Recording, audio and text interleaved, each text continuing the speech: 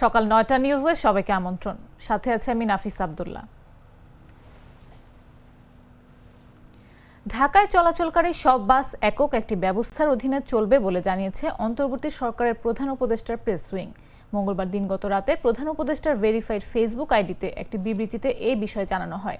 সেখানে বলা হয়, ঢাকার বাস পরিবহন দীর্ঘদিন ধরে কোনো নিয়ন্ত্রণ ছাড়াই চলছে। এর ফলে যাত্রীরা প্রতিদিন জ্যাম, দুর্ঘটনা, ভাড়ায় প্রতারণা ও নানা ভোগান্তির শিকার হন। যেসব যাত্রী তরুণ এবং শারীরিকভাবে সক্ষম তারা কোনো রকমে বাসে উঠতে পারেন, কিন্তু নারী, শিশু এবং বয়স্কদের জন্য এটি অনেক কঠিন হয়। প্রেস উইং জানায়, সব বাস একক একটি ব্যবস্থার অধীনে চলবে। কোম্পানিগুলোকে নির্ধারিত রুট ও স্টপেজ মেনে চলতে হবে। এর ফলে রুট শৃঙ্খলা ও ভালোভাবে পরিচালিত বাস সার্ভিসের মাধ্যমে সার্বিক যানজট, ভাড়ায় প্রতারণা এবং বিশৃঙ্খলা কমবে। যাত্রীদের জন্য নিরাপদ ও স্বাচ্ছন্দ্য বাড়বে এবং গণপরিবহন হবে আরও কার্যকর।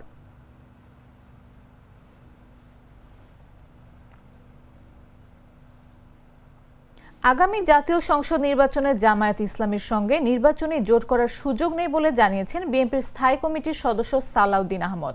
তবে অন্য কয়েকটি ইসলামী দলের সঙ্গে বিএনপির জোট হতে পারে বলে জানিয়েছেন তিনি। মঙ্গলবার রাজধানী গুলশানের নিজ বাসায় সাংবাদিকদের ব্রিফিংকালে তিনি এসব কথা বলেন। নির্বাচনী জোট প্রসঙ্গে তিনি বলেন, কয়েকটি ইসলামী ঘরানার দলের সঙ্গে আলোচনা হচ্ছে, তাদের সঙ্গেও জোট হতে পারে, তবে সেটি এখনো চূড়ান্ত নয়। এর বাইরে বিগত আন্দোলনে যারা ছিলেন তাদের সঙ্গে জোট হতে পারে, সেটিও আলোচনার পর যোগ করেন তিনি। বিএনপির স্থায়ী কমিটির এ সদস্য বলেন, রমজান শুরুর এক সপ্তাহ আগে ফেব্রুয়ারির প্রথম সপ্তাহে জাতীয় নির্বাচন অনুষ্ঠিত হবে। অন্তর্বর্তী সরকারের এই সিদ্ধান্ত নিয়ে কোনো সংশয় নেই। ঘোষিত সময়ের মধ্যে নির্বাচন হবে বলে প্রত্যাশা, অন্য কিছু ভাবার অবকাশ নেই।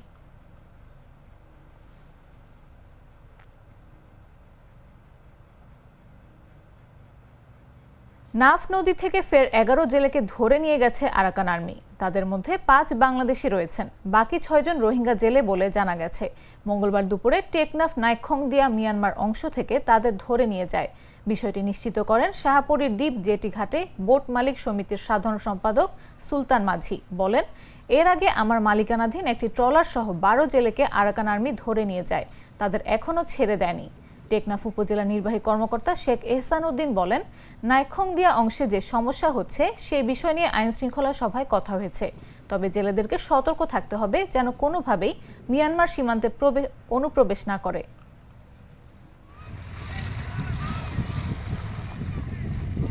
বর্গি মারতে যাইলেও হেঁটে যাওয়া পরে, জাল মারতে যাইলেও হেঁটে যাওয়া পরে, সে তুনা নিয়ে রান্নার সুজি আনলে খাইবারে দে, নোয়া নিলে খাই না পারে। তাহলে হ্যাঁ ধরনের করে 3 দিনের ওয়েসা থাকি, তাহলে মালিয়ে যে জেতারা লগে সেইবার ওয়াই লই সুজি আনি ডিফেরাই সুজিয়ান দুয়া মাছ ধরে আনি জানাছ বিক্রি করিয়ে যেন নাকি খাওয়া দাওয়া করিব। হ্যাঙ্গ ডিফেরাইয়ে 5টা বাজে গিয়ে দিনের 12টা বাজে ধরে গলা গেলাগি। তাহলে এই পর্যন্ত আজি 15 দিন, 15 দিনের ভিতরে কোনো খানা বিনা কিছু নাই। আমরা নাম নদীতে পেটের জ্বালাই বাল বাচ্চা ফালার জন্য যাই, বড়শি মারি, জাল মারি, তখন এরা স্রোত করে স্পিড বোট নিয়ে আসা আমাদেরকে ধরে নিয়ে যায়। ধরে নিয়ে এরা মারধর করে। তারপরে এখান থেকে বিজিবি কমান্ডার, সিইও, সেপ্টা কমান্ডার, ইউন অফিসার এরা যদি কিছু লেটার পাঠালেও এরা লেটারটা এলোও করে না। তাহলে এখন এভাবে আমরা আটকত আছি। এখন আর জালও মারি পারি না, বরকিও মারি পারি না। বর্মার আরাকান আর্মি আমাদের খুব অরান করতেছে, দড়ি নিয়ে যায়। তারপরে এখন দড়ি নিয়ে এখানে মারধর করে। তারপরে এখন বট আতঙ্কত এভাবে যদি হলে আমাদের এখানে বাংলাদেশের এখন জাল, বরকি, কুড়া জাল, এটা তো আমরা ওখানে আর দরিয়া মাছ চলি পারবো না।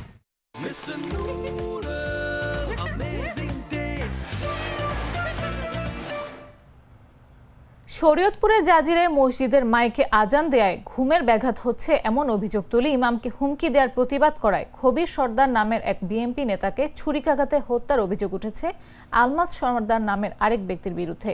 মঙ্গলবার রাত 9:30টার দিকে বড়কান্দা ইউনিয়নের ওমরদি মাতবর কান্দি এলাকায় এই ঘটনা ঘটে। নিহত খবির সর্দার এই এলাকার মৃত ইউনুস সর্দারের ছেলে ও ইউনিয়ন বিএনপির যুগ্ম আহ্বায়ক ছিলেন। পুলিশ ও স্থানীয় সূত্র জানায়, সম্প্রতি ওমরদি মাতবর কান্দি এলাকার মসজিদের ভোর রাতে মাইকে আজান দেয়া ও বয়ান করায় ঘুমের ব্যাঘাত হচ্ছে, তাই ইমামকে হুমকি দেয় বলে অভিযোগ উঠে আলমাজ সর্দারের বিরুদ্ধে। জানতে পেরে মসজিদ কমিটির লোকজন বিষয়টি নিয়ে প্রতিবাদ জানায় ও পরবর্তীতে থানায় একটি সাধারণ ডায়েরি করে। এরপর থেকে আরও ক্ষিপ্ত হয় অভিযুক্ত আলমাস সর্দার।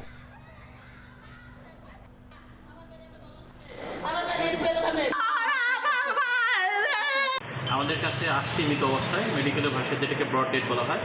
ওনার বুকের ডান পাশে একটা স্ট্যাব ইঞ্জুরি, অর্থাৎ চাকু দিয়ে আঘাত করা হয়েছে, সেখান থেকে অতিরিক্ত রক্তক্ষরণ প্লাস ওনার আমরা ধারণা করছি হার্টে ইঞ্জুরি হয়েছে, পাশাপাশি ফুসফুসেও। যেহেতু সেন্টারে, রাইট পাশে সেন্টারে করছে, দুই পাশে ইঞ্জুরি হয়ে মৃত্যুবরণ করেছে। তোতার চকলেটে একাকার হয়ে ওঠা প্রাণ লেয়ার সম্পর্কের মিষ্টি ম্যাজিক। জানাবো আন্তর্জাতিক সংবাদ।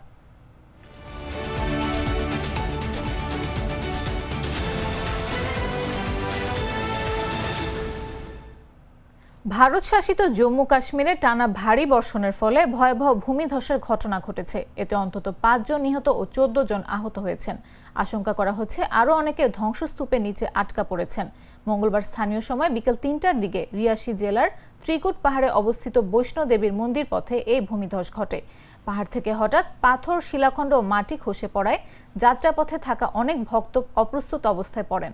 12 কিলোমিটার দীর্ঘ কাটরার শীর্ষপথের মাঝামাঝি অংশে ইন্দ্রপ্রস্থ ভোজনালয়ের কাছে এই দুর্ঘটনা ঘটে। ঘটনার পরপরই মন্দিরের তীর্থযাত্রা স্থগিত ঘোষণা করা হয়। ঘটনাস্থলে পৌঁছে ভারতীয় সেনা সদস্যরা উদ্ধার তৎপরতা চালাচ্ছেন বলে জানিয়েছেন কর্মকর্তারা। এর আগে প্রবল বৃষ্টিপাতে জম্মু অঞ্চলে 3 জনের মৃত্যু হয়। ভেসে যায় একাধিক সেতু ও বাড়িঘর। নগরী সহ বিভিন্ন এলাকায় প্রায় সব জলাধারই বিপদসীমার ওপরে প্রবাহিত হওয়ায় নিচু এলাকাগুলো প্লাবিত হয়েছে।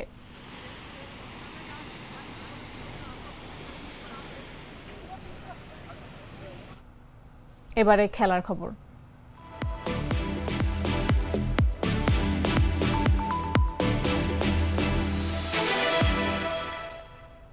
বিপিএলের সর্বশেষ আসরে দুর্নীতির অভিযোগে গঠিত তদন্ত কমিটির রিপোর্ট অবশেষে জমা দেওয়া হয়েছে বিসিবিতে। আজ বিসিবি সভাপতি আমিনুল ইসলাম বুলবুলের কাছে এই রিপোর্ট জমা দেয় 3 সদস্যের স্বাধীন তদন্ত কমিটি। এক সংবাদ বিজ্ঞপ্তিতে এ কথা জানিয়েছে বিসিবি। গত ডিসেম্বর জানুয়ারিতে অনুষ্ঠিত একাদশ বিপিএলের দুর্নীতি, অব্যবস্থাপনা ও প্রক্রিয়াগত দুর্বলতার অভিযোগে এই প্রাথমিক তদন্ত কমিটি গঠন করা হয়। বিসিবি জানিয়েছে, আইসিসি নির্দেশনা মেনে সর্বোচ্চ গোপনীয়তায় ও আন্তর্জাতিক মানদণ্ড অনুযায়ী প্রতিবেদনটি পর্যালোচনা করা হবে।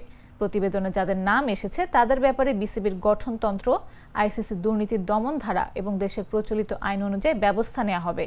তবে তদন্তের স্বচ্ছতা ও সংশ্লিষ্ট ব্যক্তিদের অধিকার রক্ষার্থে আপাতত কোনো নাম প্রকাশ করা হবে না। কমিটির সুপারিশগুলো খতিয়ে দেখে বিসিবি পরবর্তী ব্যবস্থা নেবে বলে জানানো হয়েছে সংবাদ বিজ্ঞপ্তিতে।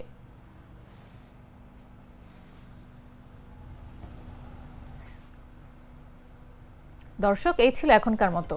প্রতি মুহূর্তের সর্বশেষ খবর পেতে ভিজিট করুন jagonews24.com, ফলো করুন আমাদের ভেরিফাইড ফেসবুক পেজ এবং সাবস্ক্রাইব করুন জাগো নিউজের ইউটিউব চ্যানেল।